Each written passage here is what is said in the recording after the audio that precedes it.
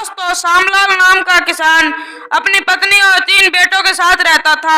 श्यामलाल खेतों में मेहनत करके अपना घर का गुजारा करता था, लेकिन दूसरी तरफ उसके 3 बेटे बिल्कुल भी काम नहीं करते थे और वे आलसी थे। वे इधर उधर गांव में घूमते रहते थे।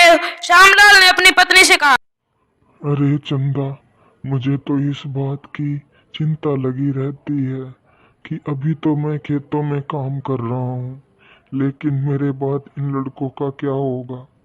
इन्होंने तो कभी मेहनत भी नहीं करी है, ये तो कभी खेतों में भी नहीं गए हैं। चिंता मत कीजिए, ये भी धीरे धीरे काम करने लगेंगे।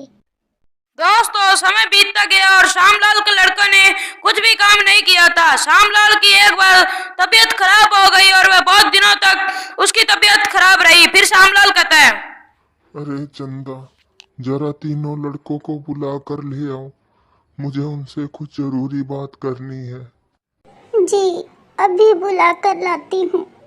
फिर चंदा उनको बुला के लाती है।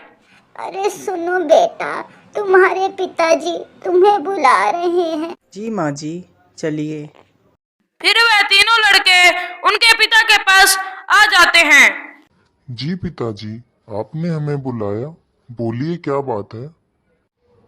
सुनो बेटा, मुझे लगता है कि अब मैं ज्यादा दिनों तक जीवित नहीं रहूंगा, इसीलिए बेटा मैं तुम लोगों को बताना चाहता हूँ कि मैंने अपने जीवन भर का कमाया हुआ धन अपने खेत के नीचे दबा रखा है।